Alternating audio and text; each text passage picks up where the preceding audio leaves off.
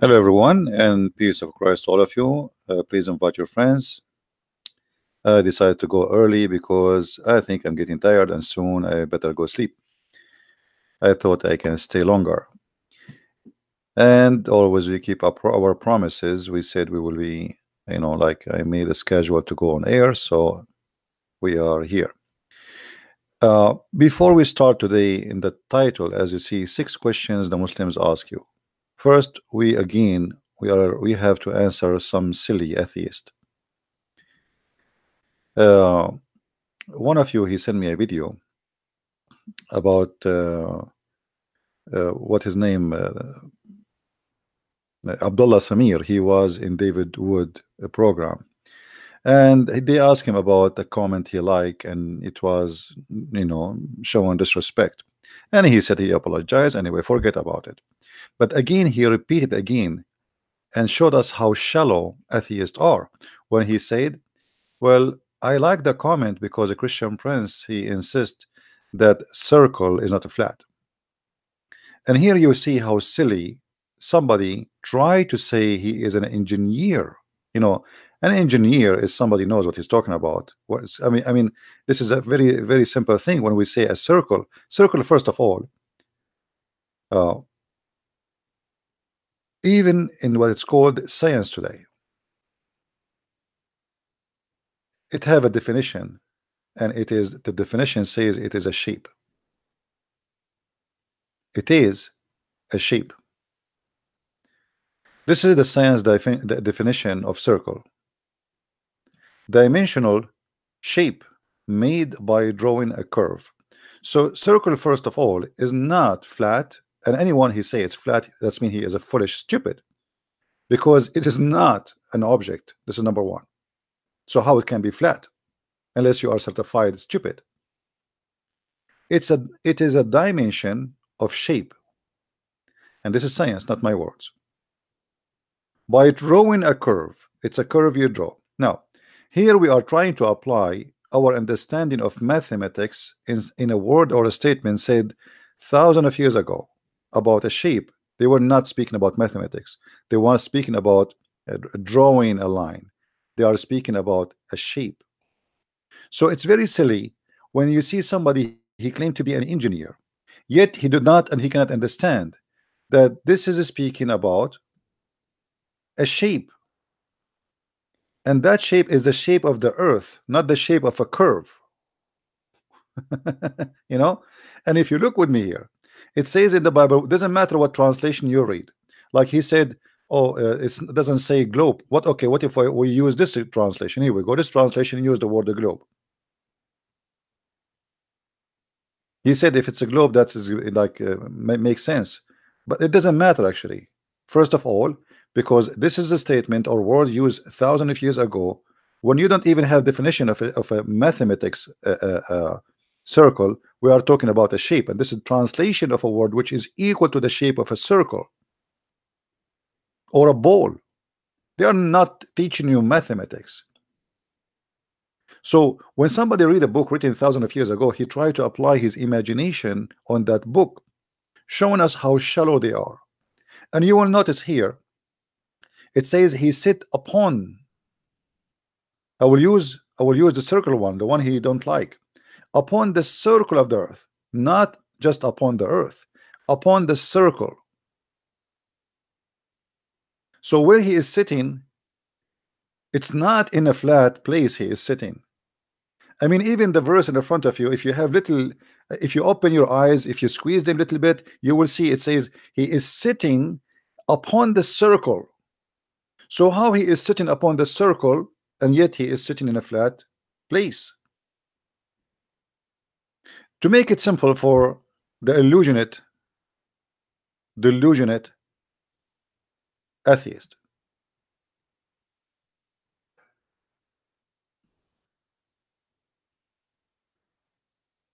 if we draw a line here,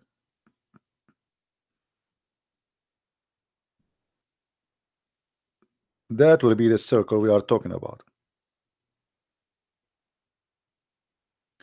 So the Bible is saying he is sitting upon the circle.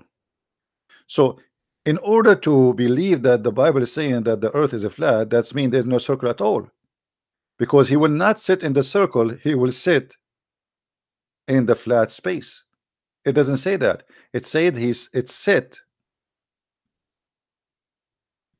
specifically here on the circle. Now take into consideration any part of this earth is a circle anyway. So the same as an insect sitting in the circle, not inside the circle, upon the circle, not inside. So look how they try to fabricate the meaning, and they make it, because it doesn't matter what you say, still they will not accept. You know what I mean? It doesn't matter really. Okay, they say that the Bible says the earth is a flat. We show them that the Bible says the circle of the earth. He says, oh, this is a flat. That's stupid of you to say, because here we are speaking about a shape. We are not speaking about a virtual circle. Virtual circle simply does not exist. And by the way, there's nothing called circles exist. Here is a translation for a word used thousands of years ago. It is not even, the word is not even a circle, but this is what we have equal to it today, which is, we can say, a circle. Different language, different history, different time, speaking about a globe, a ball, you can name it whatever you want. It is something round, not perfect round, nothing. Actually, even circle is not perfect. There's no circle which is perfect, even in mathematics. Perfect circle is not exist. So when we show them, the Bible says sitting upon this circle, where he is sitting upon this circle, still he says it is flat. Are you guys getting my point? Do you understand what I'm saying when we say upon the circle? Because to be upon the circle, that's mean this is where you sit. Okay, so if he is claiming that this area here is not a circle, based on him, he is saying it's like a coin, and here is not a circle. This area here is not a circle, you know. And no, this is not what it says. It says he is sitting upon the circle, on the circle. So the location of this insect, the grasshopper, is on the circle. Read with me carefully the verse in the Bible, and you will see how those blind, it doesn't matter how much you read for them, they don't want to read. He sits upon the circle, not inside the circle of the earth. He is located specifically in a curve, and that is us. You know what I mean? So it doesn't matter how much you show them, still they will be in denial, because this is embarrassing. They look like a bunch of fool who keep saying the Bible says the earth is a flat. Why? Because the Bible says the four corners of the earth. Well, this is a figure of speech. Until now you use it in university, until now you use it in dictionary, until now you use it in all kind of field.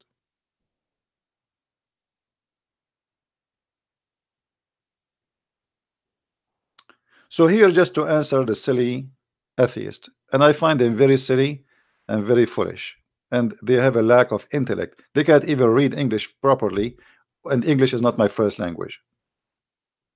Sits upon the circle, not inside it, which means where he sat is a curve. This is what it says. Where he sat is a curvy circle. All right. Now, if we continue, we go back to the topic which we supposed to talk about it. I found this article, and actually I like those questions here. They are organized in the front of us. Please, guys, invite your friends. Not many people knows we are on here.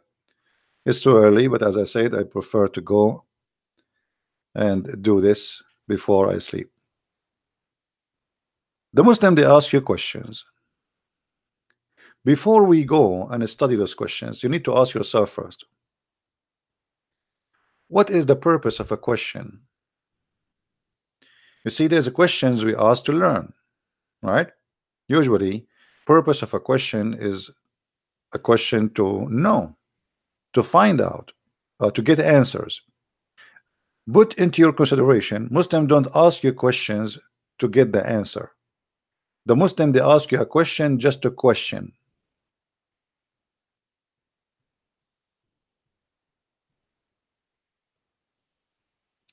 I don't know if you understand what I'm saying. In school, I might ask my teacher why, etc., just to know, to get the correct answer, and then I learn from him. The Muslim, he will not ask you to learn from you. The Muslim is asking you to make you question your faith, to make you have a doubt about it, to make you disbelieve. Not really because he is looking for an answer, because already this question been asked thousands and millions of times, and we answered them and we refuted them. But it doesn't matter really how many times you answer the question, still they will ask the same question after 5 minutes. Right? Jesus and Islam, this is the name of this article. You can search it.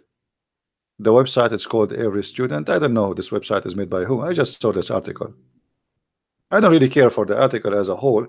I care for the questions, so we can go over them. Has the Bible been changed from its original? You see, Christians, when they meet with the Muslim, and he asks them this question. If you read this article right away, this Christian person who made this article, he start refuting the Muslims about, no, the Bible is not changed. Why you want to do that? Why you want to do that? If a Muslim says to you that the Bible been changed, you should ask him, are you talking about the Bible of Allah? How embarrassing. How embarrassing. See, the Christians, they forgot that when they are speaking to a Muslim, he claimed that he have the same God as we do. And not only he claimed that his God is the one who said the Bible. He is the one who sent the Torah. He is the one who sent the gospel. So why you want to say to him, you are wrong?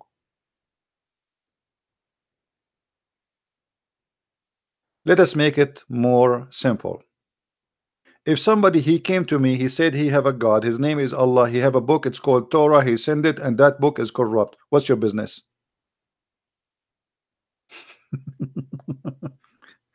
Do you understand me, guys? What's your business? Laugh at him and say, yes, thank you very much. Allah cannot be God based on your question, because if your God, Allah, is God, how he sent the book, it's called Torah. We don't care what the Torah is here in this case. This is for sure, this is not our Torah, but obviously he is speaking about the Torah sent by his God.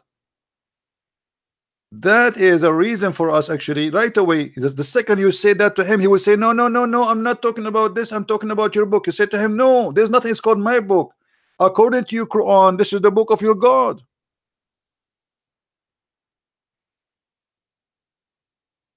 Are we listening, people? Are we listening?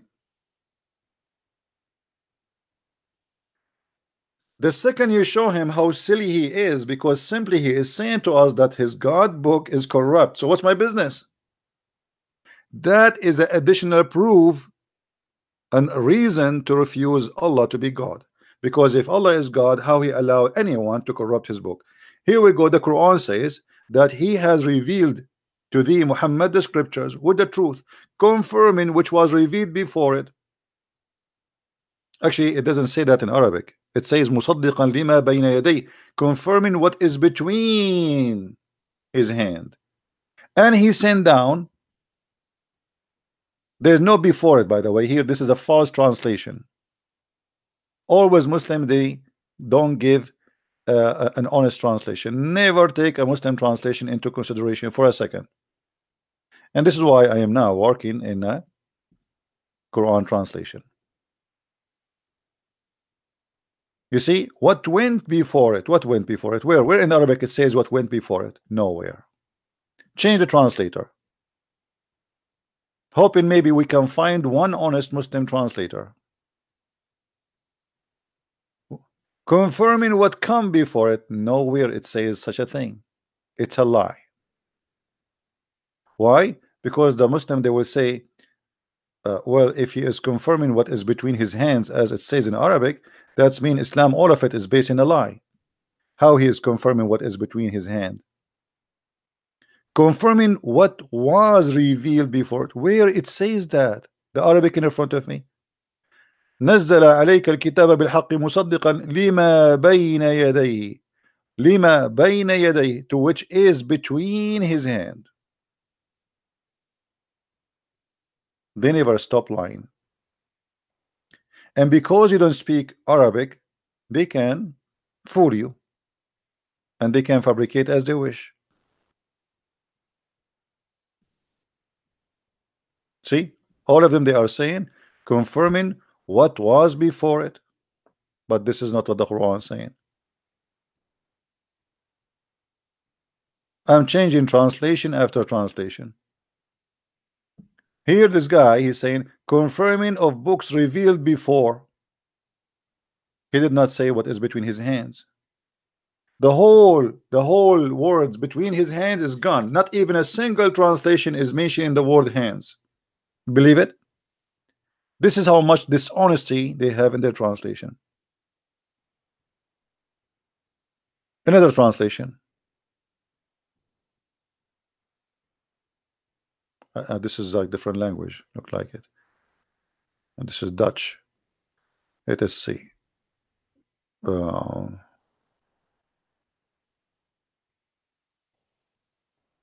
Modudi.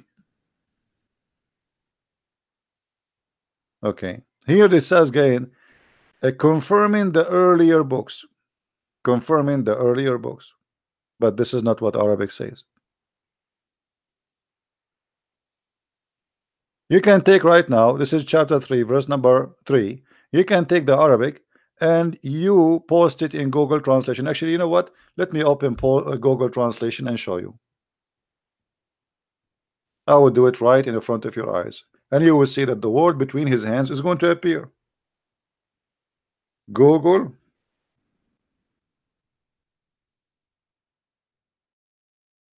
Translation. All right, we are here. I will copy the text in the front of your eyes as it is. Copy and then paste. Translation. Do you see it, guys? Do you see it? The book has come down to you in truth, verifying, for sure translation is very accurate, to his hand, which means what is between his hands. Why all the translator did not mention the word hands? Are you getting my point? Not a single translator he mentioned that it says in Arabic what is between his hands. Why the word hand disappear? Don't think it's a mistake. Don't think it was. You cannot see it. Oh, sorry guys, it's my fault. All right, let us do it again. It's my fault, sorry. I copied here the text. This is chapter 3, verse number 3. I apologize. I thought you can see it. And then I went here and I paste exactly what the text is saying. And here we go. The book has come down to you in truth, verifying to his hand, which means between his hands. Why in the English translation not even one of them saying that? I was changing translation, but looked like you guys you were not seeing it. But as you see, all translation doesn't matter. You can try. I did not see one of them saying what is between his hands. Why the word hands disappear? Why the sentence where it says what confirming what is between his hands disappear in the translation?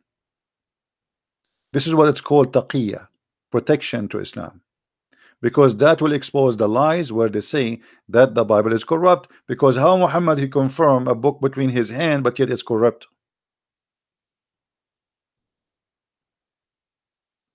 Are we following?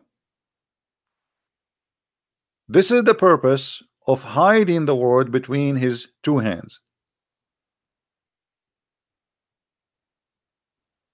I will open Islamic interpretation website.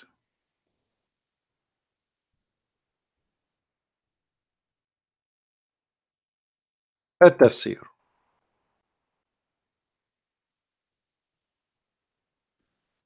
This is owned by the King of Jordan.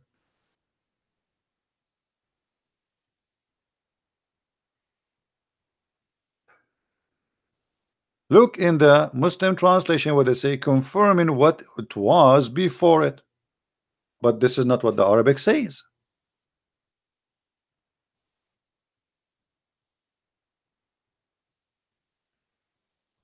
He sent you Jibreel with the scriptures in order to show the truth and the falsehood, confirming Allah divine oneness, and which was revealed. And here you see this is between two brackets of scriptures, but none of them saying what between his hands. Suddenly the word between his hands is gone, disappear. If we take the word between his two hands here in Arabic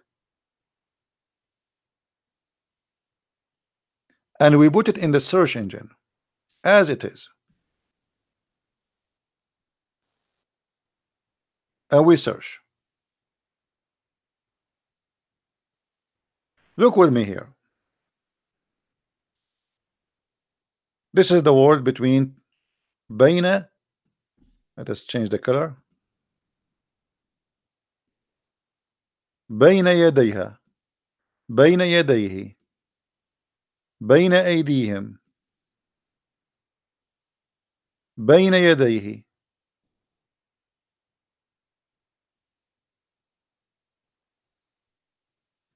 بين يديه بين يديه. It's repeated all over the Quran. Now let us look at the translation. You see here we have 3 verses repeated after one, and the same is in chapter 2 verse number 97. لما بين يديه. Let us see chapter 2 verse number 37 how the translation will come.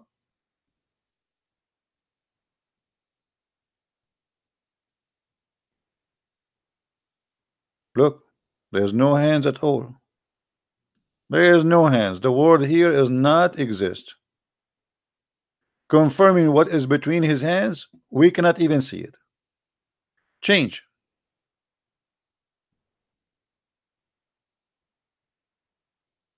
Nowhere we can find the word hands. Let us copy the Arabic text. This is different chapter. Chapter 2 verse number 97. Copy, paste.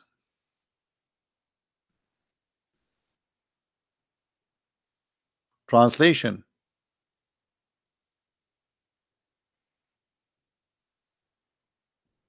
He brought it. I look like here maybe they cannot take the whole text. Let us shorten this to see why it's not coming. Here you see it says lima bayna yadayhi. You see this part here, lima bayna yadayhi. This is the Arabic saying between his hands. Take this part off. For some reason is not seeing this the end of the verse. Okay, let's take this part off. Read this part. Here we go. The word hands now is appearing.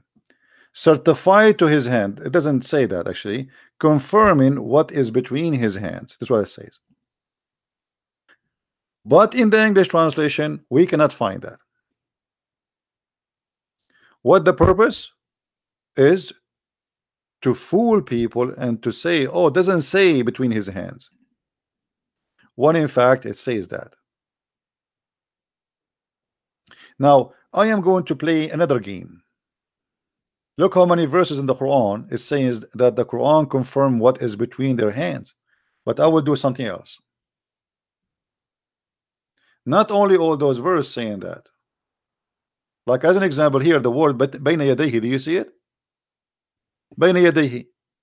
If we go and click at this chapter, most likely I will find the word bayna yadayhi translated correctly, because here it's not going to be embarrassing to Islam, because here is not talking about the Bible.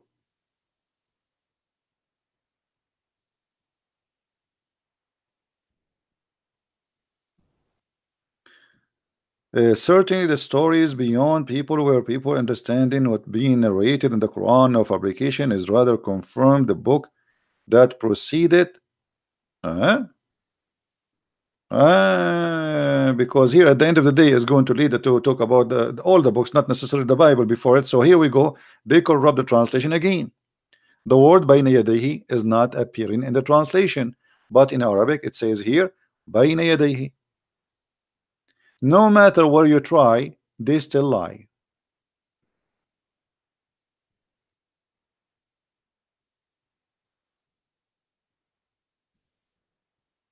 Because at the end of the day, the books which is before is about going to be about the Torah and the Gospel, so they decide to fabricate this one too, confirming of Allah existing books.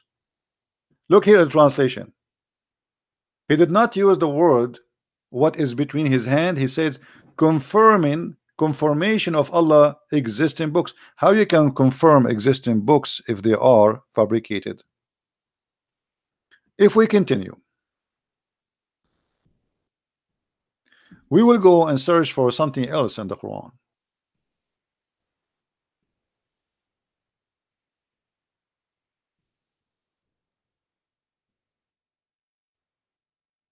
Please take a note of what we say and don't forget to download the video after we finish.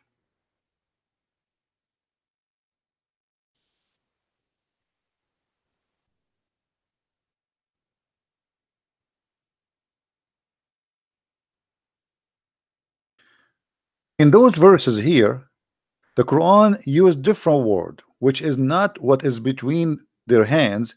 It used confirming what is with them. Chapter 2, verse number 89.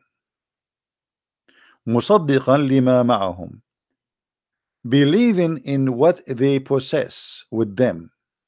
Translation, please.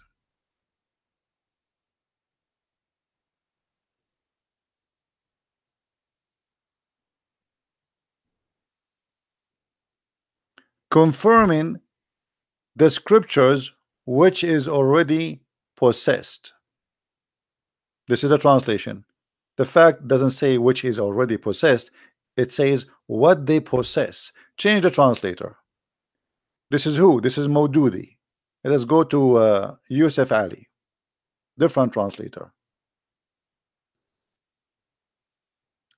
Read carefully. Confirming what is with them. So the Muslims, they work so hard in the translation to hide that the Quran says that Muhammad confirmed what is with them, and finally we got them busted. Do you see it? Muhammad in the Quran saying that Allah confirming what is, not was, not revealed before or they, as they lie, what is with them. So how a Muslim, he says to me that your Bible is corrupt, and then 600 years after that the Quran saying that Allah confirming what is with them?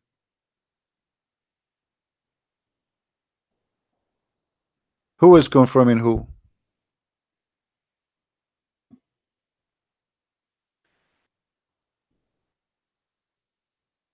And that appear in more than one place.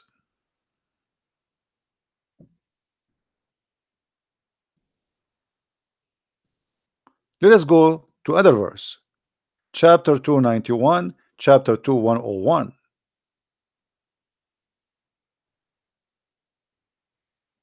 It's saying the same.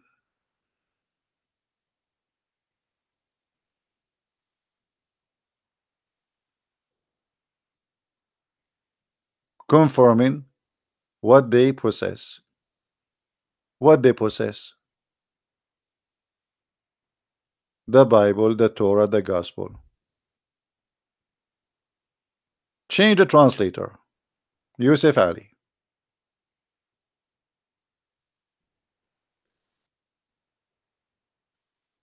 Do you see it? Yusuf Ali here, he changed the translation. Suddenly it says confirming what was with them.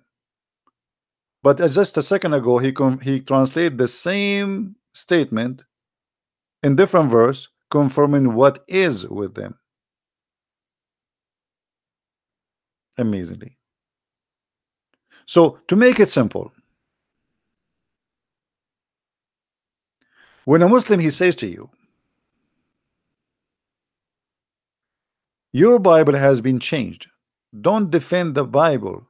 Say to him, thank you very much for agreeing that the Bible of Allah, which sent by Allah, is changed. And then the Muslim, he have no choice except laughing at himself, because according to Islam, it is Allah who sent the Bible. So why I want to defend that Bible? He's talking about the book of his God, not my book.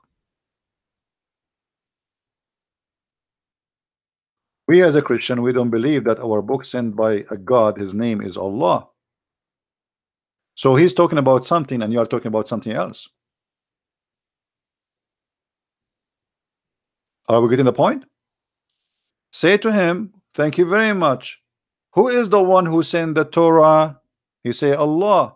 Who is the one who sent the Injil? He say Allah. Say to him, thank you very much. So you are saying the book of Allah, at Torah and Injil, Allah he could not protect them. And that is a clear proof that Allah cannot be God. Because at the end of the day, the one who protect his book is the one who owned the book. Do we agree? I am a human being. I am not eternal. I die. A human being is corrupt. Human being is whatever, blah blah blah blah blah. Human being, some people they sell even their honor for $1. So who is the one is in charge of protecting the book? The one who owned the book. Who owned the book? Allah. So you are saying to me that Allah he has a book, he sent it down, but yet he cannot protect his book. Now here we need to ask another question. This Muslim is just calling me liar because he is possessed. He cannot answer me. Do you see how he repeat himself? This is a sign of possession, possessed by the devil.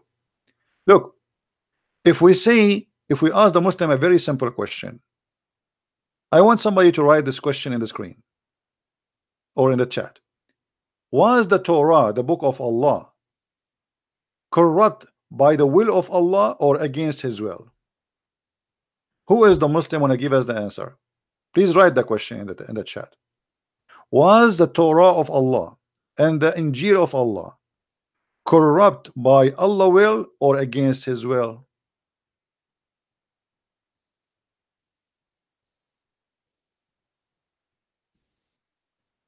What we should say? Who is a Muslim want to give me the answer? The second you ask this question, Islam is in trouble. Because if a Muslim he says the Quran, Allah he allowed the Torah to corrupt and the gospel by his will, that's mean he is his shaitan. If he say this is against his will, that's mean he's not God. So which one? How many of you remember the question, guys? This is why I said can you write it down in the chat? I didn't see anyone write it. Anyone remember what was the question I asked? Forget about this guy, Amir. He's just a kid. He's trying to disturb us and try to make you not to think with me and not to remember what I am saying. You are smarter than this. Let him be like little monkey who jumped from a place to a place, but he cannot answer us.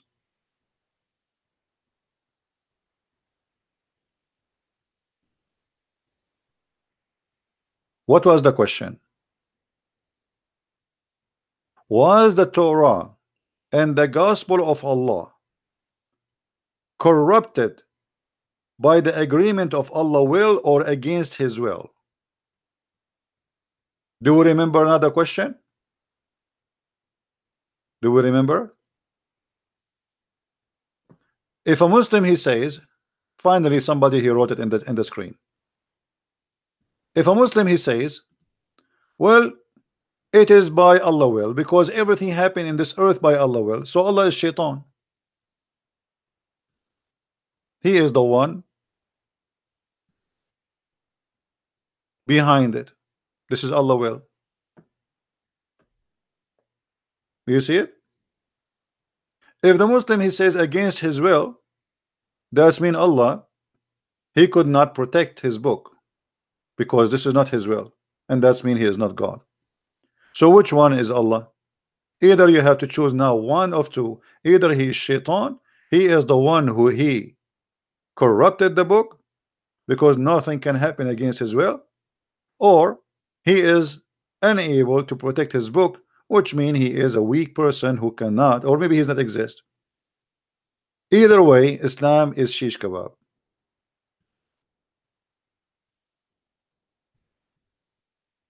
So always we need to remember that when a Muslim he questioning Christianity, in fact he is questioning his own religion without knowing, because Muhammad, by claiming that he have the same God of the Christians and he is the one who sent the Torah and he is the one who sent the Injil, he got himself busted.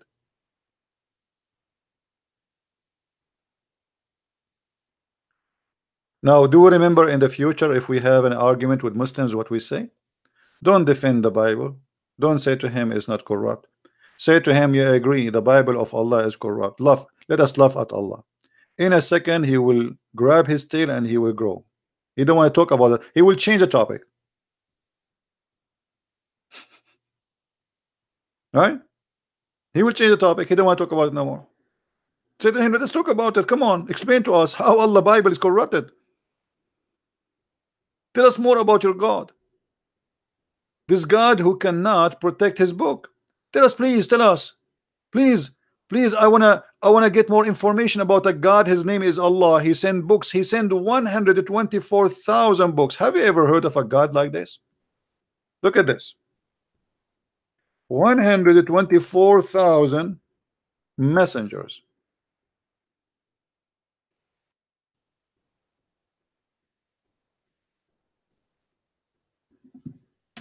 And then Allah, he was able to save one book. That's hilarious.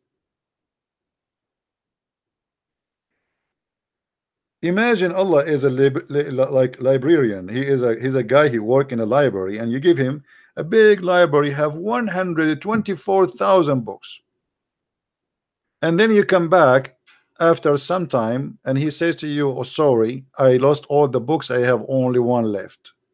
I was able to protect only one book.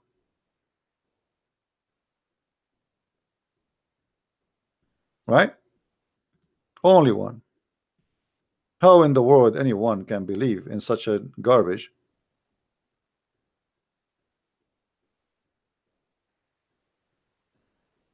So my advice for Christians, when the Muslims, like, we saw a debate between Mimi Hijab and David Wood. If I am, I will not even, I will say, yeah, thank you very much. You just agreed that your God, Allah, cannot be God. Change the way you talk to them. Just try to view the question in different way, in different dimension, in different direction. You always, as a Christian, answer questions as a Christian. First, understand the question, then answer it. Understand the question in the background of the questioner, not just right away jump to answer.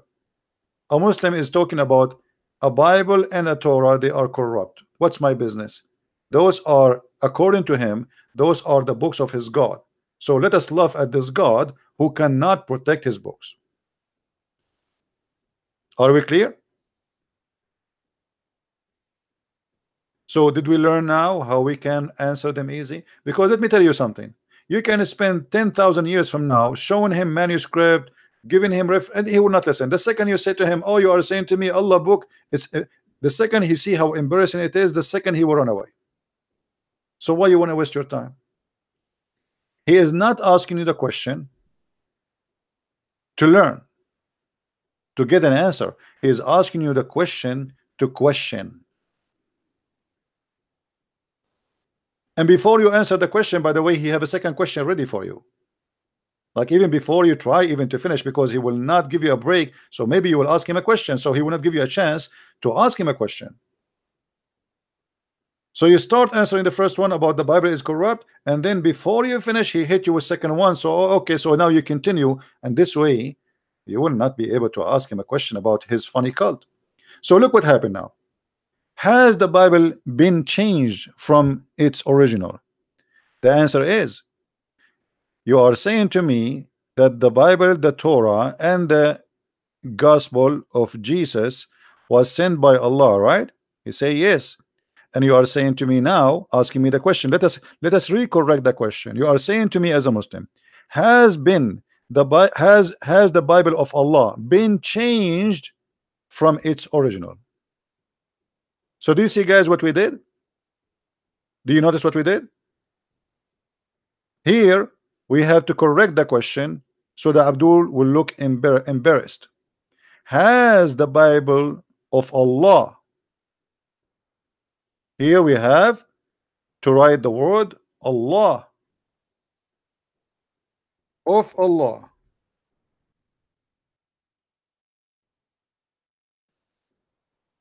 been changed from its original? This is the question. Now we have a correct question, because this is what the Muslim is talking about. If he say to you, no, I'm talking about your book, he says, I don't have a book, this is the book of God anyway. And as long as you claim that it's Allah who sent this book, so why now suddenly you deny?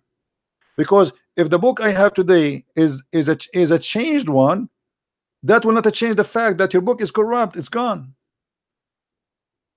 Or what you are saying to me, that the book this is now is not, the book is a fabricated. So this is, you are saying to me still that the book of your God is gone, it's fabricated, it's gone. So do you see how silly the question is? Now we continue. But always, you notice, Christians, they will never learn. You say to them 1,000 times, please don't debate him about that because it's a waste of time. They are not asking you a question to learn. Question number 2. Are we done with the question number 1, guys? For sure, we can show them Muhammad taking an oath in the Torah. Do you remember my debate with the Abdul? I said to him, why your prophet, he took an oath in the Torah? He said he is being nice. Being nice, that's mean he's a hypocrite. I will never be nice and swear in the Quran saying I believe in thee and the one who sent thee. That's not being nice, that's mean being a liar. So we have any proofs that Muhammad, he himself, he confirmed the book which we have. Now we continue. Does God say that one religion will replace another? Judaism, then Christianity, then Islam. This question I did not hear it much really, but as long as you have it there, let us go over this. First of all, Islam is a very funny religion. Why? All of us, we knew that the Muslims, they say that Isa was a Muslim, right? Moses was a Muslim, Adam was a Muslim, Abraham was a Muslim. Question: why the Quran then call us Christians and Jews if we are Muslims?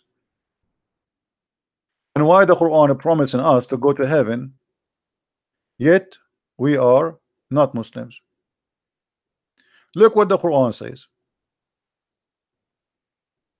إن الذين آمنوا والذين هادوا والنصارى. Hadu, coming from the word Yahud. Yahudi is a word goes for a Jew. So Hadu is the Jews. Those who they are Jews and those who they are Nasara, according to the Muslim, Nasara is the Christian. And the Sabi'an and whoever believe in Allah, they are going to go to heaven. Okay. As long we are, according to Islam, the true Christians are Muslims. So why we are called the Christians? And why the Jews are called Jews? And why the Quran in different verses says that the Christian and the Jews, they would like them to follow their religion if we have the same religion?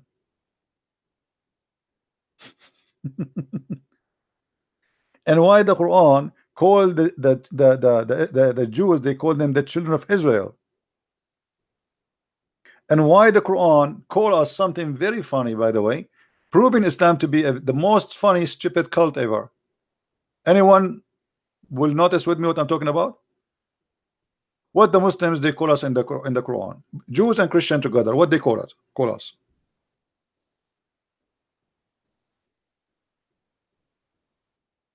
Anyone remember? Isn't the Quran call us the people of the book? And that is in many places. Look at this. Look at this funny.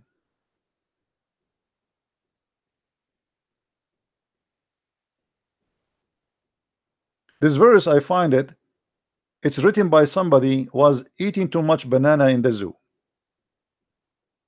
Quite a number of the people of the book wish they could turn you, which means Muslims, back to infidelity. Hold on.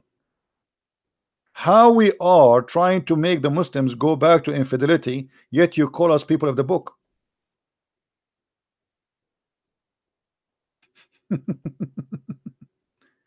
But imagine the Muslim, they keep saying to us that you Christian, your book is corrupt. Correct? You Jews, your book is corrupt. But then their city God call us people of the book. How we don't have a book, yet you call us people of the book? It's like speaking to somebody, he have no tires, you say to him the guy with the guy with the tires. A guy who have no car, you say the guy with the car. A guy with no camel, you say to him the guy with the camel.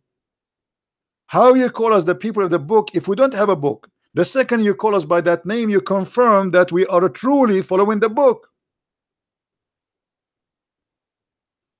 Are we following, guys? Do you see how silly this religion? The problem is that we as a Christians, when we read the Quran, we don't think deeply and we don't take notes seriously. We just read. Most of people read, you know. I mean, nobody really noticed how stupid this statement is. What do you mean the people of the book? How you say they have no books and you call them people of the book?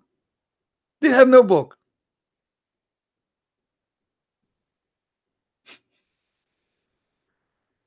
The guy with the Mercedes, but he have no Mercedes.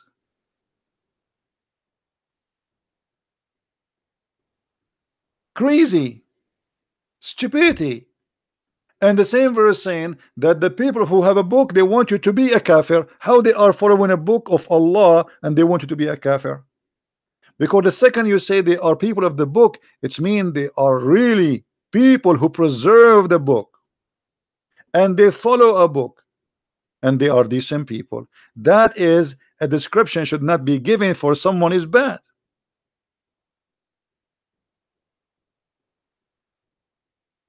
Are we listening, guys? Do we understand?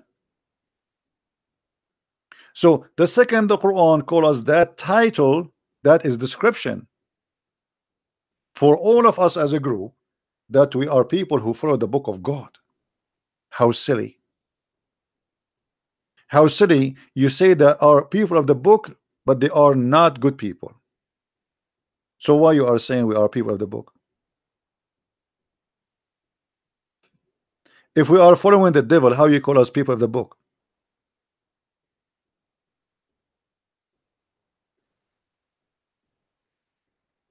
And this is always the problem we see when we study books.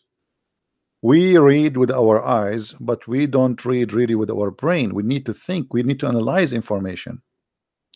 And here that those books, those people who they are people of the book, they want you to be a kafir and they want you to be a bad person. But hold on, yet you call them people of the book. You must be stupid to say that. It's like saying those who follow the law, they are outlaw. You know what I mean? It's like saying obedient citizen is outlaw. You cannot be obedient citizen and at the same time is outlaw. The second you call him people of the book, it's mean they are obedient citizen, obeying the book, and they are even their name is people of the book, to the point not only they are obedience, they are really the book people.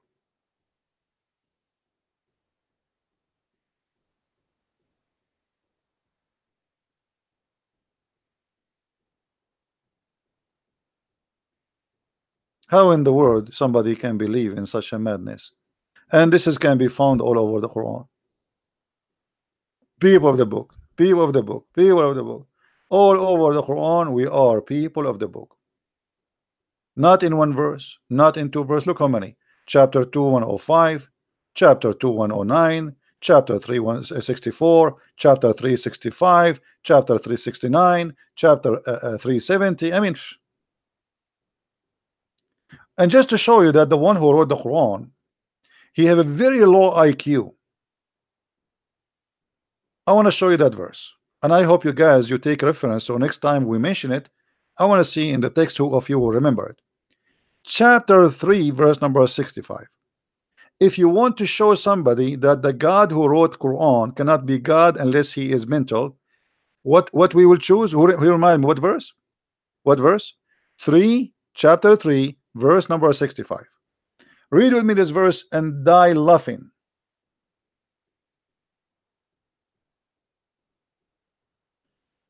Ye people of the book, why dispute ye about Abraham when the law and the gospel were not relieved till after him? You don't understand? Look at this madness. Anyone notice with me how stupid this verse is? I want to see in the text, one of you tell me why this verse is so stupid. Who want to help me? Why this verse is extremely stupid. Actually, it's beyond stupidity. It's an insult to stupidity.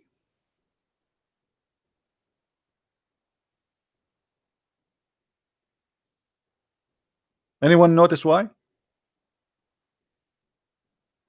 Thank you very much. If Muhammad is the last one, how he say to the one, oh, hold on, you Christians and you Jews, you came after Abraham, so you cannot dispute about him, but you are the last one.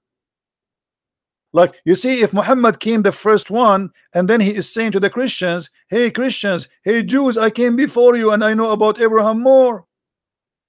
But the dumb, he forgot that he is the last one. So if the one who came after, he cannot dispute the one who came before, that's when you cannot dispute the Christian, you cannot dispute the Jews. You know what I'm saying? What is the logic here? The logic is the one who came after, he cannot dispute about the one who came before.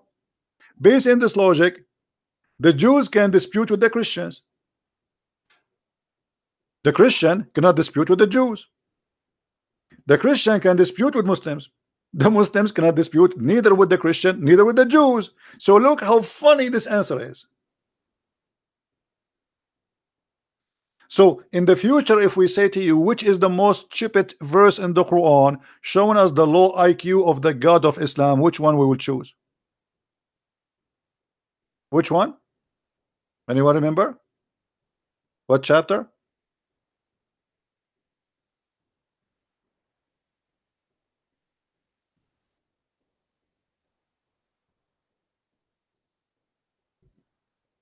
Three 65, and this is the link.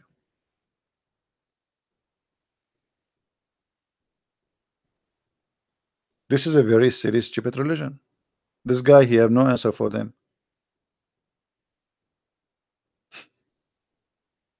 I mean, how in the world this verse is written?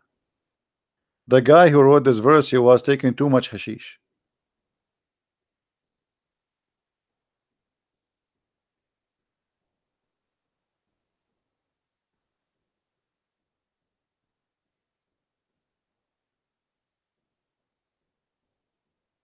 We go and we continue with the questions.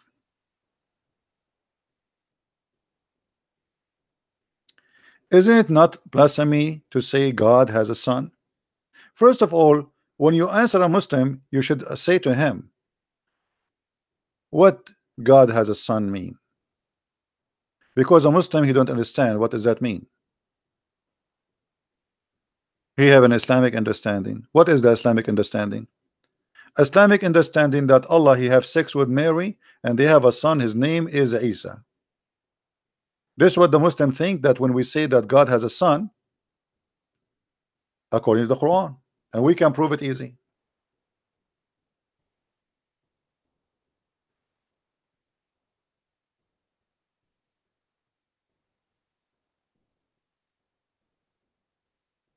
In chapter 6 verse number 101, the Quran says, read with me carefully, Muslims, this is not me saying. To him due the primal origin of the heaven and the earth. How can he have a son when he has no consort? So the Quran spoke about God having son in a physical way, not in a spiritual way, which means there's a guy, there's a wife, they have sex together, they have a son. This is how Islam understand that God has a son. And this is a clear proof that Islam cannot be written by God, because a very simple logic to understand even what the Christian believe in. Correct? How he can be God yet he don't understand what the Christian believe? How I can say okay, Allah is God, but the God of Islam don't understand what Christianity is about? There's no Christian belief that God have sex with Mary and they have a son, his name is Jesus.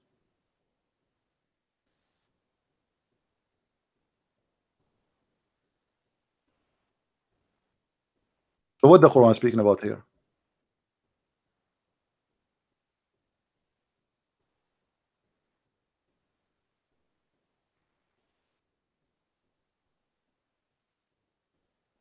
In chapter 5 verse 116, the Quran says,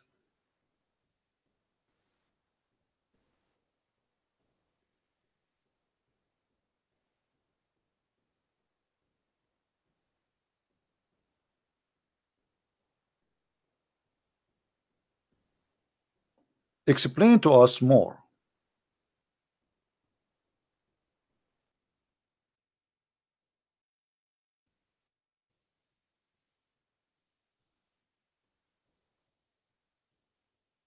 And when Allah he says, "Oh Jesus, son of," by the way, the whole Quran never mentioned the word Jesus, so don't be confused.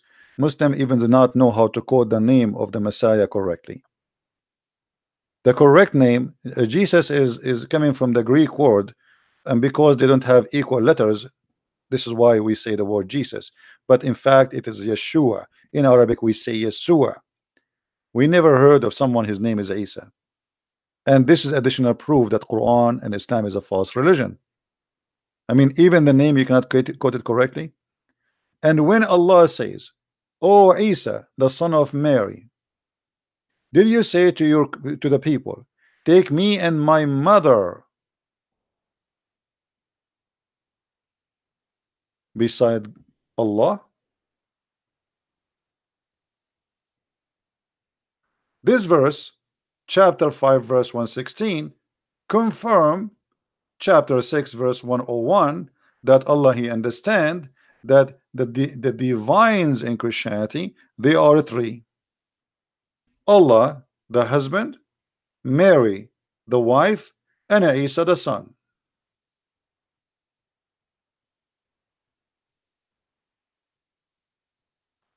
Which is a clear evidence that Muhammad never met a Christian. He do not know what Christianity is about, and he is a false prophet.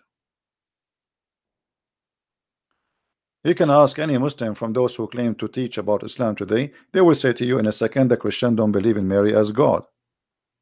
Neither, not even one single Christian believe in that. Mary is a woman chosen by God, wonderful woman, but she is not a divine. She is a human like all of us. Christianity believe in the Father, the Son, the Holy Spirit. So what the Quran does, replace Mary with the Holy Spirit because of the ignorance of the founder of Islam.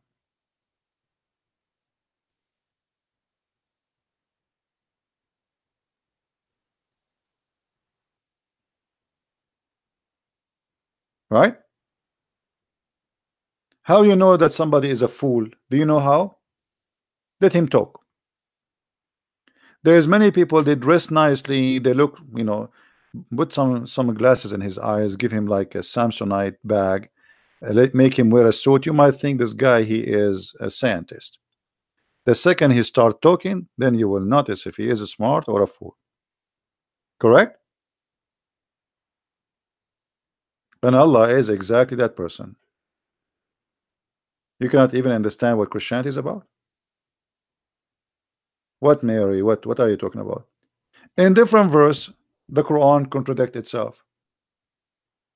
The Quran claims that the Christians believe that Allah himself is the Messiah.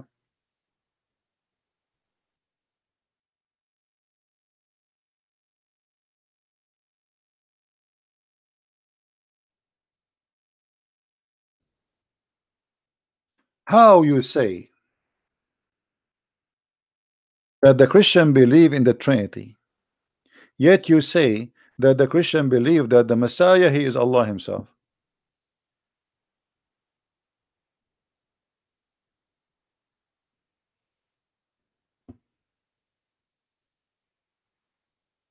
Additional poo-poo. Additional proof of ignorance of the author of the Quran, because now we don't have a Trinity. If you say that the Christian believe that the Messiah, you see, Allah is a person, the Messiah is a person, Mary is a person. Okay, so now we got the Trinity in Islam. Okay, then you say in different verse that the Christian believe that the Messiah he is Allah himself, as you see in the screen.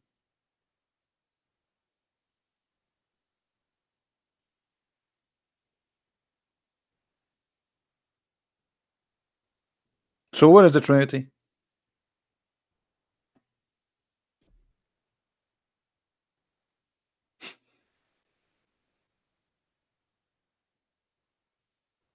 Do you see how silly this cult is?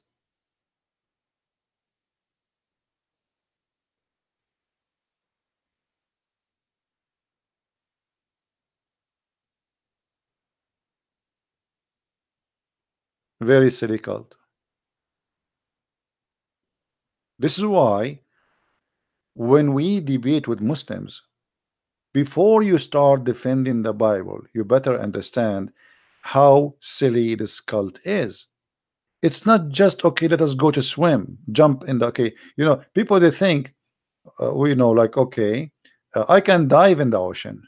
I am very good in swimming, but this is not the case. Swimming is something, and diving is something else.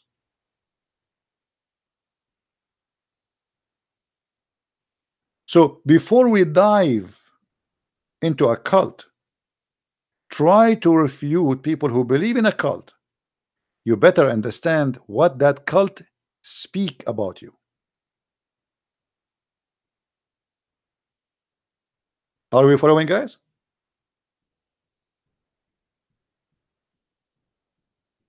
Do we understand? Yeah, and again, yeah, thank you for those who they make a donation. Always, we appreciate your support. And now I can go to by your help, I can go to heaven, and I will visit the Muslims in the heaven, and I will take a look at the virgins, and I will take a selfie with them. I really appreciate those who support us.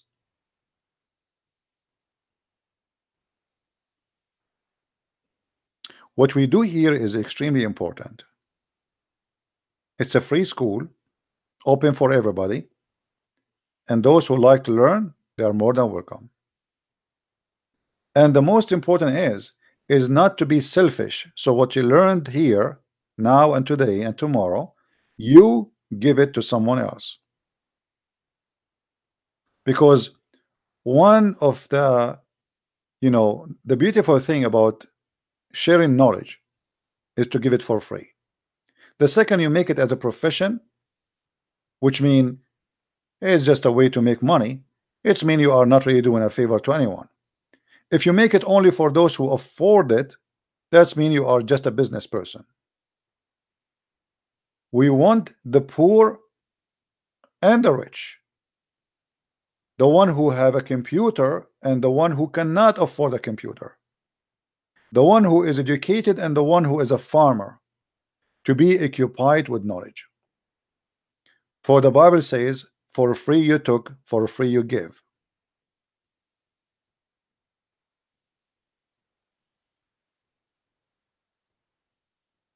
Always remember, please, to share with your friends what you learn. And that's why we say, please download my video. This is why I don't even keep them. The second I see people start posting here and there in the video, it exists everywhere, that's it, I take my video down.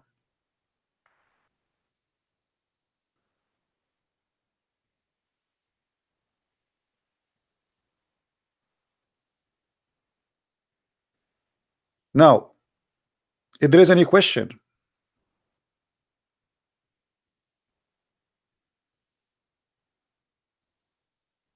this is chapter 5, verse number 17. And just to show you how funny, I mean, the Quran. I mean, look at this. In this verse, the same verse, it says the Christian, they say that Allah is the Messiah. The verse after it, it says that the Christian says that he is the son of Allah. She's come up.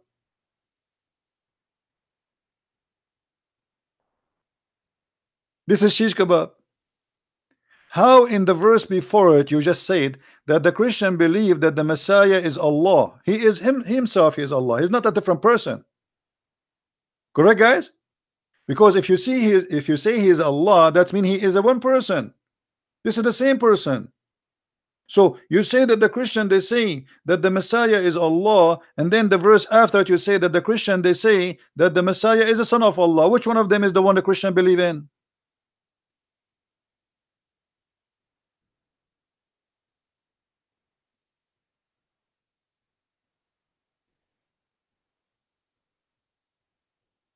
If you go in the Quran, just to show you a verse speaking about literally about the Messiah being the son of Allah.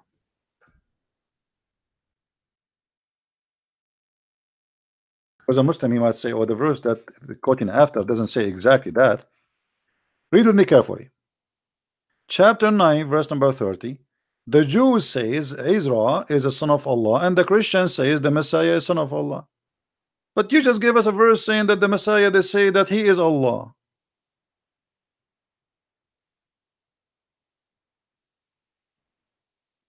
What this guy is talking about. So now what we will do the Christian believe that the Messiah is son of Allah, or the Christian believe that he is Allah?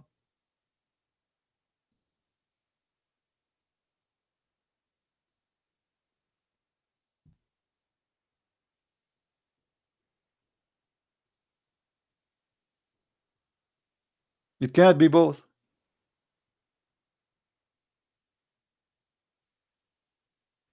Because here we are talking about a person. Trinity does not believe. Trinity is believing we have a three person. The Father, the Son, the Holy Spirit. Here, this is different. Here it says that Allah himself is the Messiah according to the Christian. By the way, we don't believe in Allah anyway. But I'm going with the Muslim. Let us say here they meant to say that the Christian, they say the Messiah, he is the Father.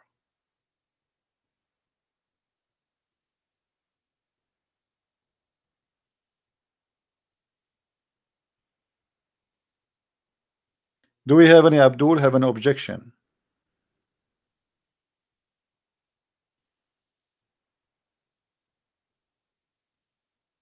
Any Abdul?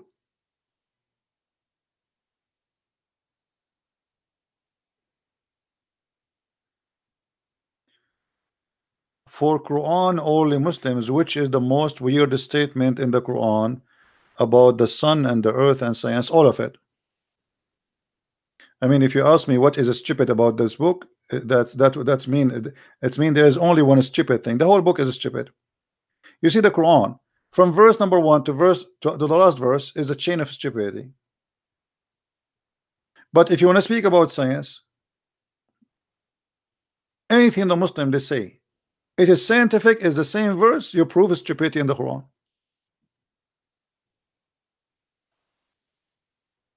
Did I help you? As an example, give me an example yourself. What the Muslim they say about science in the Quran, and I will show you from any choice you choose for me. I will show you that this is proving of stupidity, not science.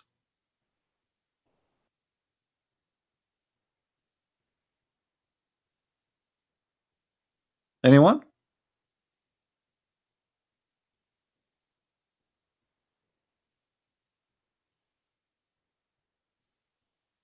Any verse the Muslim they bring to you to make the Quran a scientific book is the same verse we can prove the Quran to be not from God.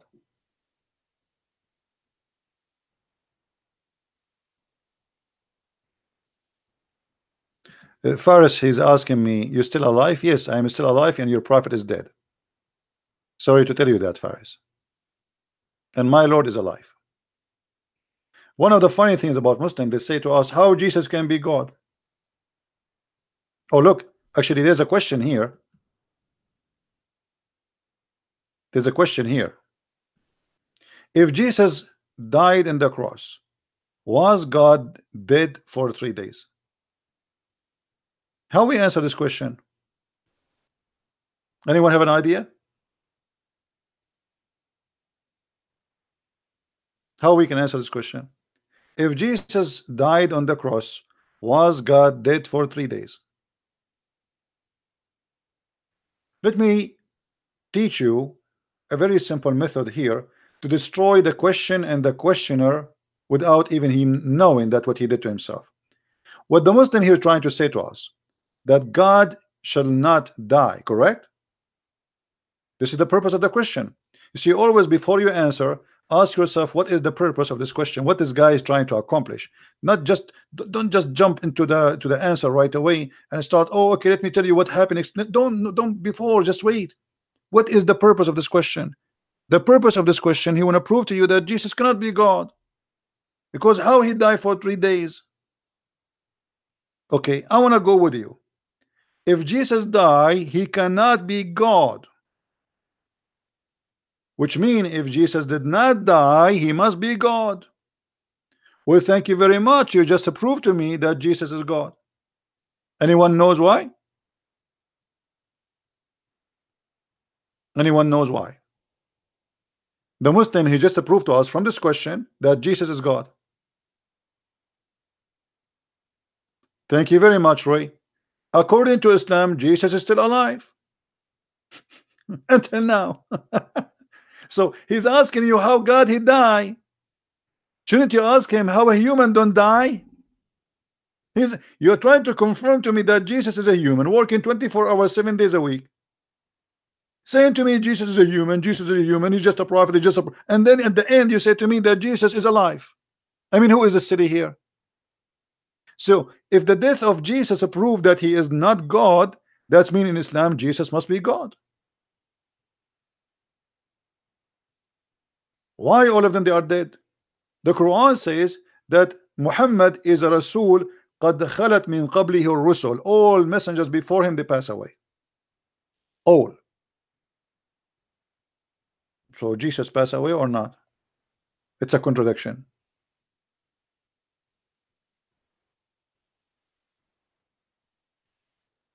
If you see the Muslim translation, you will see how funny it is.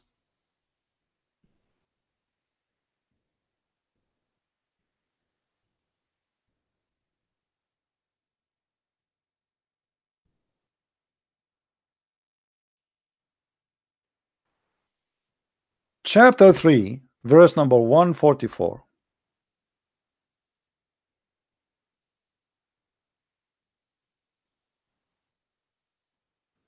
Look what the Quran saying.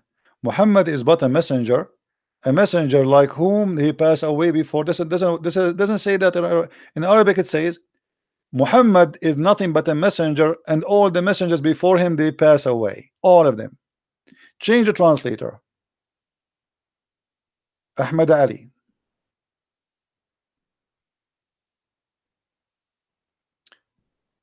Many messengers before him has gone. Look at this liar. It doesn't say that. It says, you know, the word khalat, it's mean they die, they are gone. They are gone in the way of death. All of them. Here they say many. What do you mean many? So some they stay? Some they stay? What do you mean many?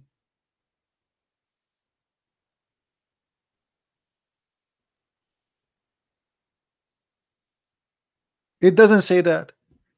The word here in Arabic قد خلت. You see it?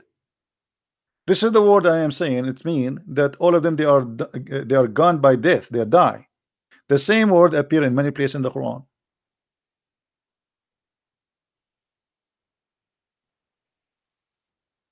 خلت قد خلت من قبلكم سنن. What khalat mean? They are gone, demolished, you know. Chapter 5 verse number 75.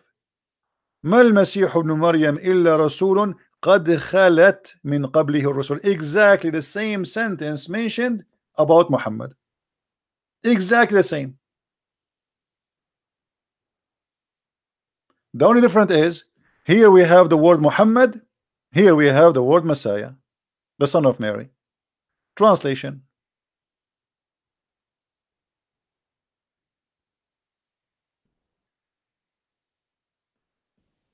The Messiah, the son of Mary, was no other than a messenger like whom had passed away before him. Hold on. That is a stupid. Because here you mean that he is dead too. If he is like them in the translation, in this translation, he is saying he is the same as them, but the verse doesn't say that. The verse says that the Messiah is a messenger who all messengers before him they die. And the same for the other verse where it says that Muhammad is a messenger and all messengers before him they die.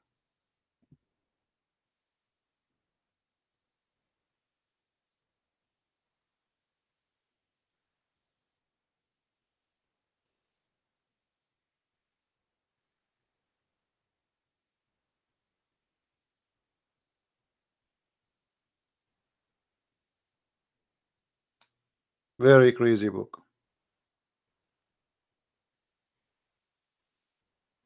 Right? I mean, this book in every page is a joke.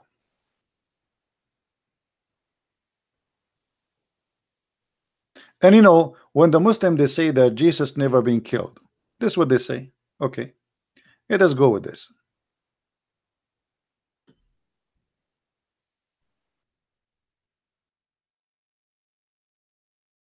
But what we will do with this verse?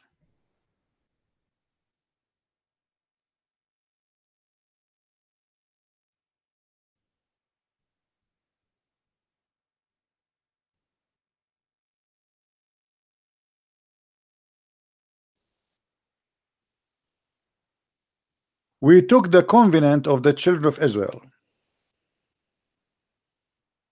and we sent to them messengers. Every time there come to them a messenger which they themselves desire not, some of these they called impostor, and some of them they slay. Change the translator. Maybe you don't like this translation. Now, if we ask any Abdul, name for me a messenger the Jews they slay.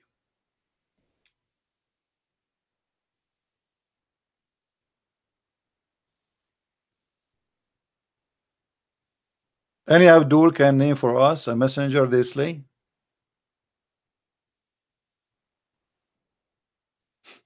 They cannot. Allah in the Quran, he have time to tell us about Zulqarnain. He found the sun set in the murky water. He found time to tell us about the ants speaking to the ants. He have time to tell us about the flying carpet of cinnamon.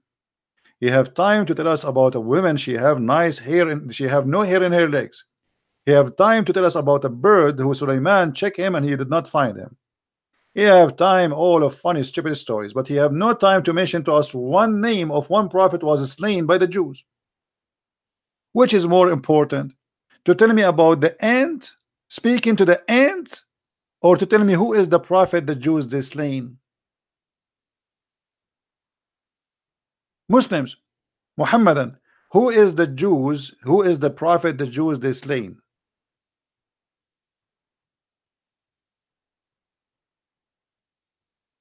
Is that Jesus? Who's that? Give me a name. And read with me carefully, by the way. It says some they slew. It's not only one. What you know in Arabic it says فريقا يقتلون, a group. So it have to be like 5, 6, 7. We don't know how many. It's not like one. So some they accuse of lie, and some they slay. Okay, name for me one of the some. Right?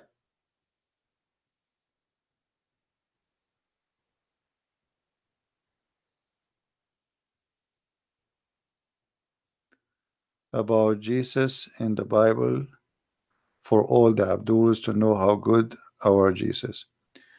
I want to say I was under process for Gransit 2 months ago. I don't know what the Gransit mean. Guys, somebody translate for me what the word the Gransit mean. This brother here is asking me. CP, I wanted to say I was under process for Gransit. I apologize. I do not know what the Gransit mean. Green card. Green card. Oh, okay. Oh, sorry. It's my oh, okay. Green card. I was busy. Well, I'm happy for you that you get your green card, my friend. Anyway, my friend, before you explain to the Muslims the Bible, you have first to format the computer. Let me explain to you.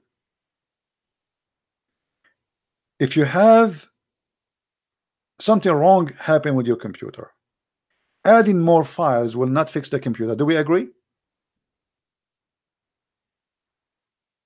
Do we agree, guys? So what people do, what we as a Christians do, we start explaining the Bible, but we forgot that there is something wrong with the computer. And it doesn't matter how many files you add, it's wrong there. You have to format it first. So before you start speaking about Jesus to those who been told wrong about Jesus, you have to confirm first, or to be sure that their wrong understanding about the wrong Jesus is not there no more. Otherwise, you are wasting your time. This is why you see, for me, I don't start speaking about the Bible, because why I want to do that? I speak to person about the Bible if he says to me, I am out of Islam, and now he want to know about Jesus. Now the computer is free and it's clean. All the wrong information he got about the Messiah is gone.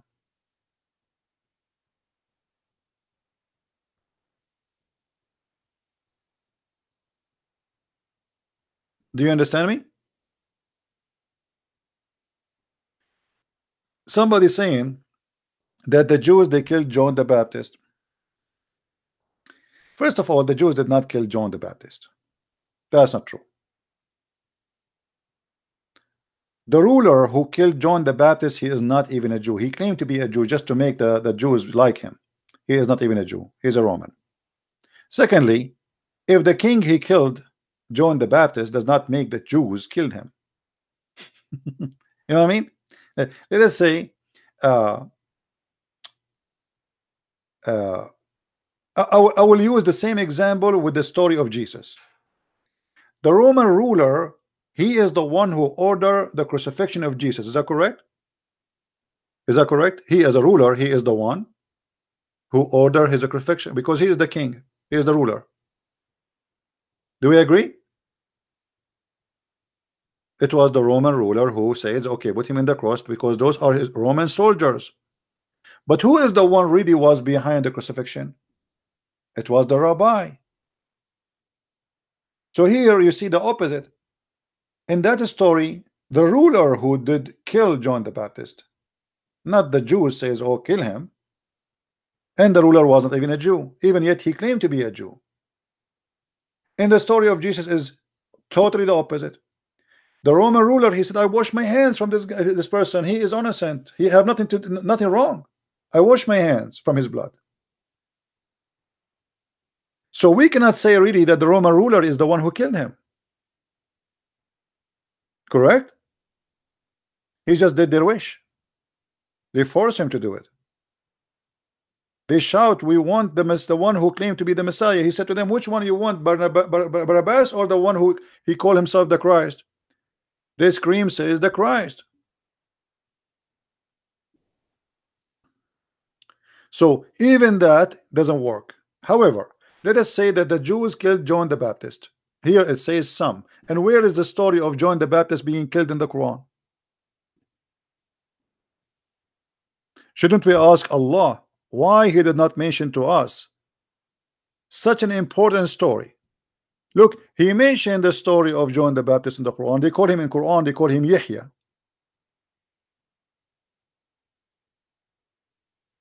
So why Allah don't mention how he was killed and who killed him?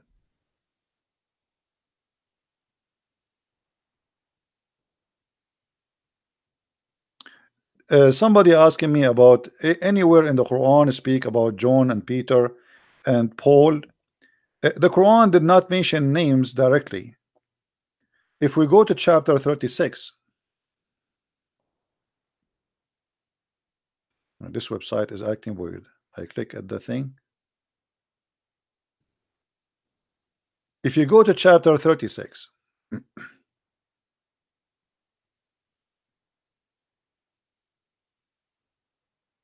and start reading from verse number 13, where it says, "Give them an example of the people we sent to a city." Okay, and those who are those cities? When we sent into them two, the word here it says twin, which is twin. It's weird. And then they deny them. Now this city, those are sent not to the Jews. This is the city of Antioch, which is in the north of Syria, south of Turkey today. Who are those? If you go to the books of interpretation, like Ibn Kathir and many other scholars, they agree and they admit that the first two were sent. It was Peter, Simon, and John, Yohanna. Yohanna in Arabic, John in English. And the third one, the verse after it says, here the same verse, and then because they denied them, so we string them with the third. So the third one is the most powerful one. If you go to the interpretation, you will see that this is Bulos, which is the way of Muslims, they say and pronounce the name of Paul.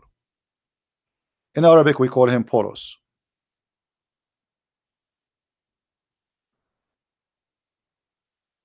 All right, and you will find every Muslim cursing Paul, yet their scholars never do. And here, by the way, you should ask the Muslim a question. When they say to you Paul is the one who corrupted the Christianity, say to him, why Allah did not mention Paul, neither your prophet? How come Zakir Naik, he knew who was corrupted Christianity, but your prophet never know? You know what I mean? Isn't it weird that somebody came to 1,500 years after Muhammad? He found out who is the one who corrupted Christianity, and he claimed it is Paul, but yet there's scholars for centuries, for 14 centuries, saying that Paul was a messenger of Allah.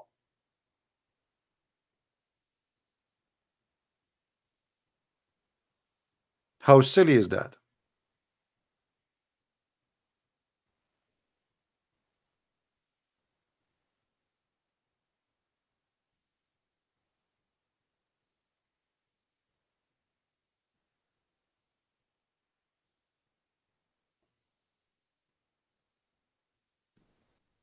Any Muslim have a comment?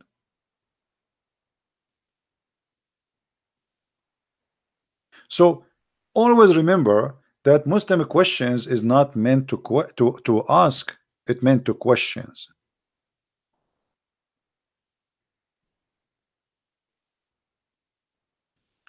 Those are not really questions to learn.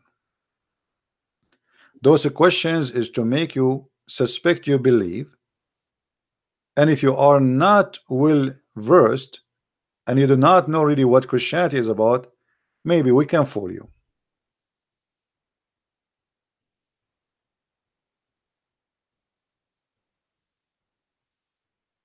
Are we good?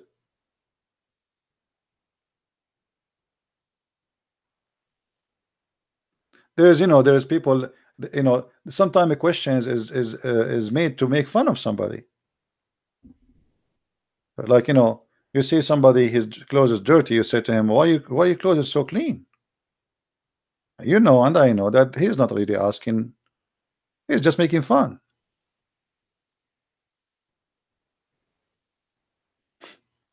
right? And this is how I see most of Islamic questions. Like in the other day, if you remember, Abdul, he called me and he says, "Oh, I found that in the Bible that Jesus has three fathers." Really, what is that? And then he says to me, the Bible says that his real father is David, and then the other verse says that it's Joseph, and the other verse says God. This is because a person is silly, right? He's just being silly. He is desperate, bankrupt, trying to find anything to attack Christianity with. The same as one day a Muslim, he says to me, Jesus in the Bible says, drink our blood. But this is not what Jesus said. He did not give them blood. He did not chop his hand and he put the blood in the cup and people start drinking his blood. They were drinking juice. And he said, this is my blood, speaking about the Jews, as an example of what he have is going to, or going to give his life. And he hold the bread and he says, this is my body will be broken for you, but he broke a bread. So they lie and they say, even there's some silly atheists, they say the same garbage. The Christians, they drink blood. So according to those silly people, they lie about us in order to make others hate us. Christians, they drink blood, brother. Yes, I can show you a verse. Jesus says, this is my blood, and the Christian every Sunday they go and drink his blood. And now you expect Christians coming from the church and their mouth is full of a blood like a Dracula. I advise everybody, if you see Christian, don't forget to take garlic with you. And that explains why Muhammad, he said that angels in Islam don't like garlic.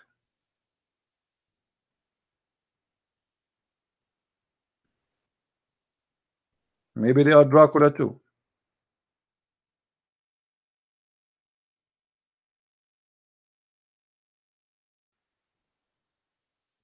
You see it?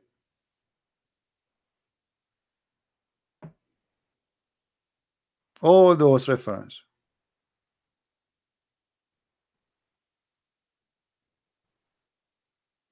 And Muhammad make it more clear when he said that the angels don't enter a house of people who eat garlic. Look at this.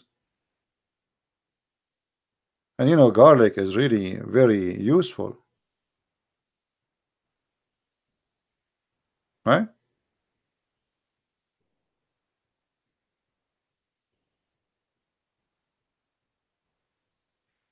And remember, the Muslim, he pray 5 times a day. So if he cannot go to a place where people pray, and because he eat garlic, that's mean he cannot eat garlic at all.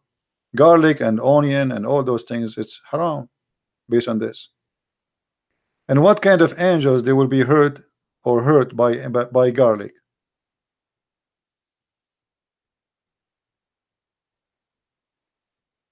Right?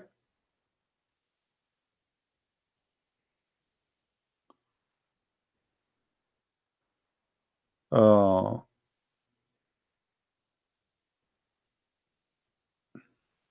well, you see, Islamic source about Muhammad conquering the Arabian Peninsula, it's very, like, you cannot trust really source, but we can assume that Muhammad, at least he conquered most of it.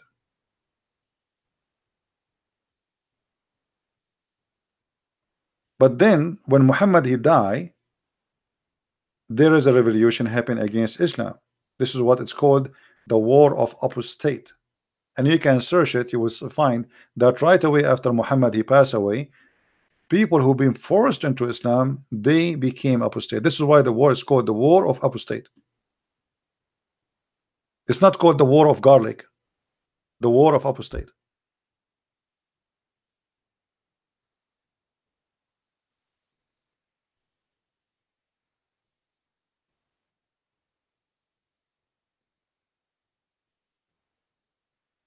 Why Christian? Let's show you Muslims. When they speak, why Christian is afraid. Where is the text?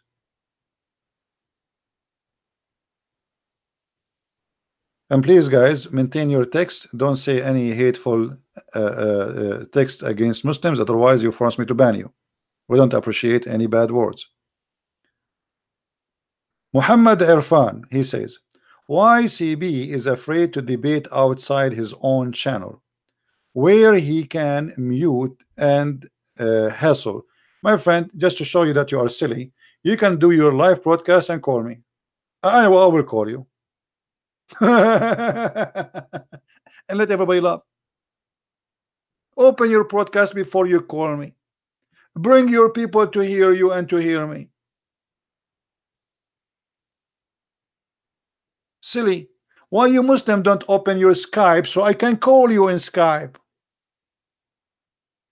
Why we don't see Zakir Naik says, hey, I am here, Christian Prince, come and call me, and I will call him. Why Mimi Hijab, he ran away from me? Why Shabir Ali ran? I will call you. Open your channel. Potatoes. So they will not dare to open their Skype to receive calls, and they complain about me opening my Skype. Call me, answer me, silence me. Elijah mean God is with us. And God he pray for, not to. Right? Muhammad Ifran, you see, you can try to give us a bad reputation as much as you want. You speak about begging for money. Nobody beg for money as your prophet, because he is a man of money. Let me show you. You can say whatever you want. People are laughing. Guys, did I ask you for money? Anyone here did hear me saying, hey guys, pay me? It's for free. Everybody is welcome. And not only that, I ask people to download my videos and take it everywhere. And that will make me have less subscribers. But look what your God he said. Oh, sorry, I mean your Prophet Muhammad. Your Prophet Muhammad, he claimed that if you give Allah alone, Allah will forgive your sin. I never say to a Christian, if you give me a loan, God will forgive your sin. Chapter 64, verse number 17.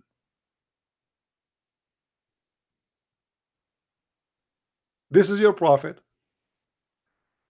Say all kind of lies you want against me, but you cannot answer this. What kind of a man he says that if you pay me money, and he claimed that this is a loan for Allah? Since when God he need a loan? The God who created the silver, the universe, the gold, the diamond, he need a loan? And if you give him a loan, he grant you forgiveness? Are you there, Irfan? Did you give Allah a loan yourself, or you are thinking about it? My brother, if you don't give Allah a loan, you better give it right now, because you will be forgiven. The only religion who believe that you can bribe God is the religion of Muhammad.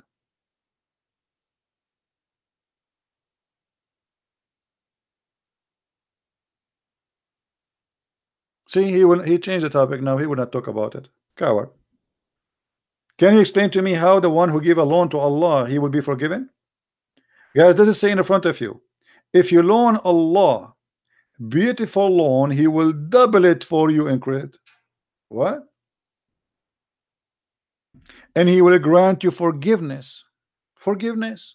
Grant you forgiveness because I give him money? We can bribe God. My friend, if you ever heard somebody saying, if you pay me, God forgive you, that means he is a scam. As simple as that. Because God, he don't forgive people because they give money. And nobody can bribe God. But only in Islam. Somebody saying, may I translate your video to Spanish? My friend, I will be so glad if you do so.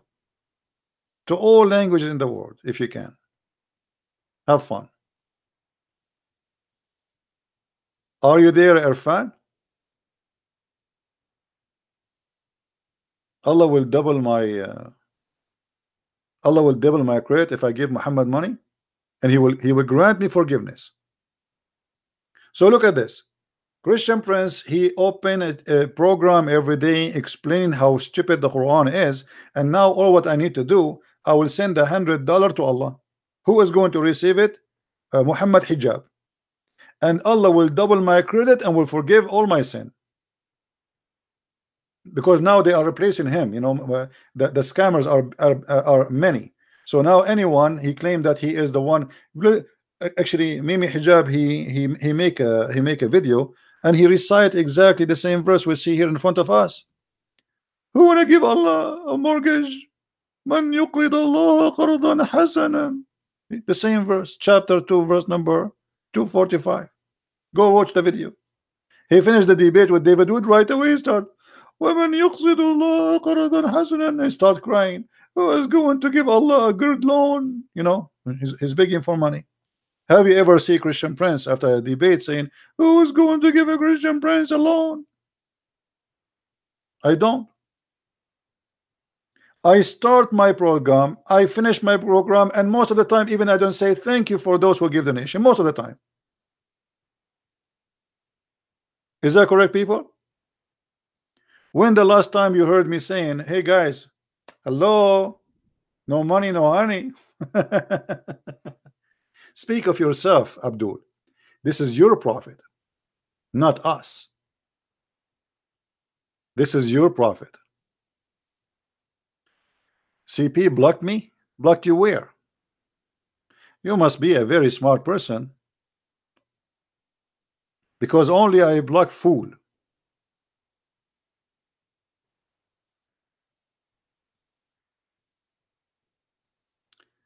Any Abdul?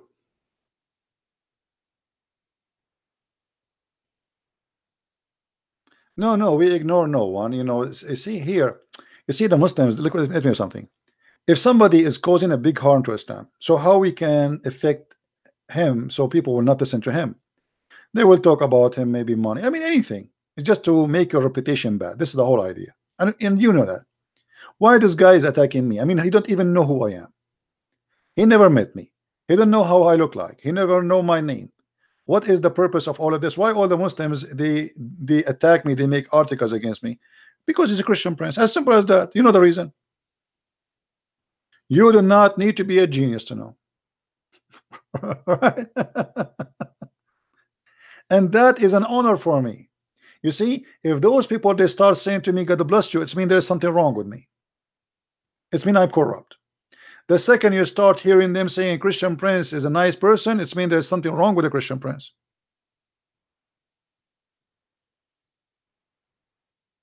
As simple as that. This is why you see Muslims they speak nice about James White. Why? Because he served their propaganda.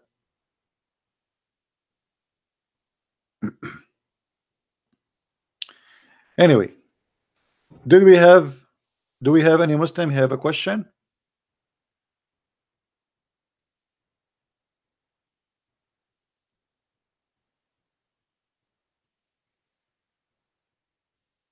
And be careful, guys. Now, if you give donation to Christian Prince, that will hurt the feeling of Efron. Efron will be upset. Please don't do that. Efron, he will be like, look at this. Look at this. They just gave him a donation. Efron, make some tea, brother.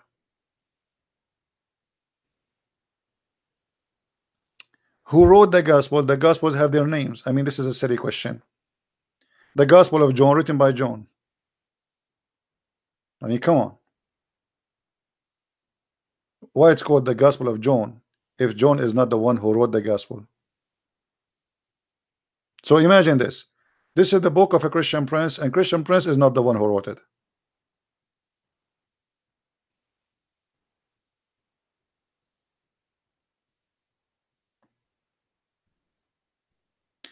Yeah, well, we don't want to go out of the topic, like you guys asking questions like about the Quran will come in the judgment day as a man. Yes, supposedly. Mad story. I think Muhammad, he was a person who cannot keep his mouth shut, and the more he talk, the more he bring crazy stuff. Quran is going to come as a person. Allah will slaughter death. Have you ever heard of somebody can how you can slaughter death? Is death as a person? And here we are not talking about something metaphorical. Allah will slaughter death literally.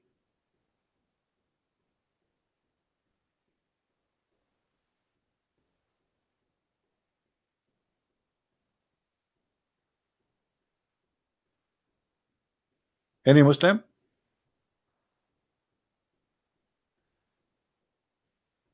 Yeah, actually, I decided to come this early in the morning in my time here so I can be with people who they live in Asia and Indonesia, Philippines, Thailand, etc. I try my best. You see, how many times today I did? I did it twice. The day before is the same. I mean, I doing my best really. If you see my eyes now, I have two balloons in my eyes because I'm not sleeping good, and I'm spending too much, answering people. Yeah, I would. If I don't come, I feel guilty to myself. That's it. Today I'm done. I'm not going to do live chat again until tomorrow at least. And then after a few hours after, I feel guilty. I will try to resist. I think next week maybe I will try to resist coming on air for some time. I will try. Maybe I can do so. Let us hope. Yeah, health is very important, and I agree, and I have to be careful. I'm very fine, my friend. Thank you very much. Apparently, your video has been banned in Indonesia. Someone advised this earlier in text. I don't think they can buy my maybe they can ban. You see, I received an email from the Pakistani government. I think I shared that with you before, right? Do you remember?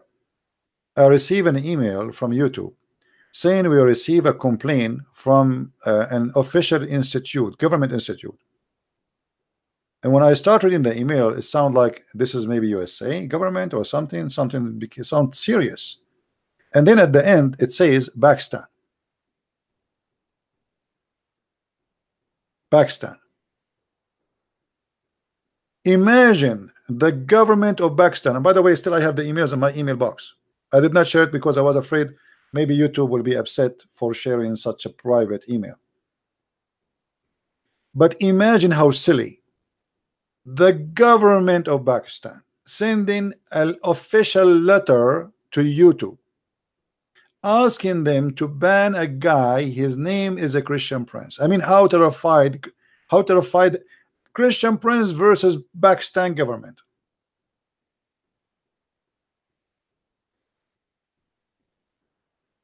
This is how scary what we do. To the point a country like Pakistan is terrified from a guy.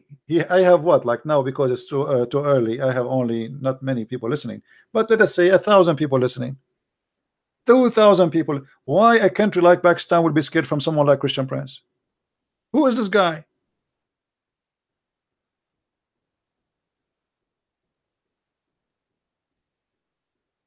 That is showing us how weak this cult is.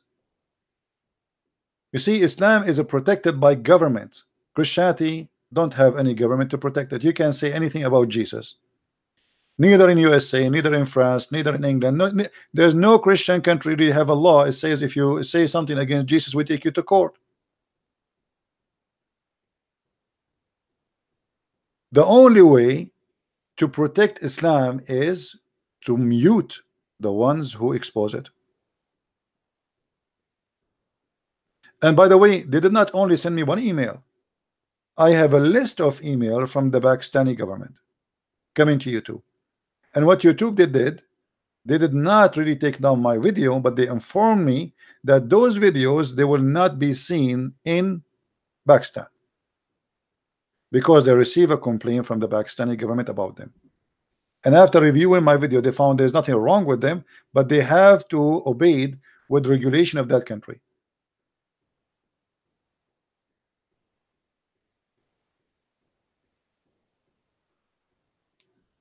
Right?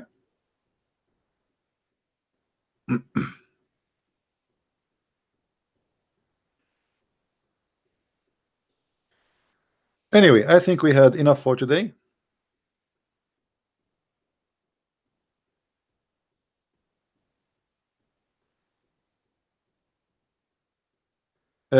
Christian Plain, one more time you speak about this other account, I will ban you again here.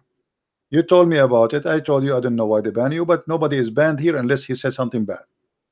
So one more time you repeat the same thing, I will ban you again. Anyone here is banned for a reason. Either you use a filthy language or a hateful word against, doesn't matter who. Muslims, they call me names, I don't ban them. But a Christian, he claimed to be a Christian, he used filthy language, or he used whatever language, I will be the first to ban you.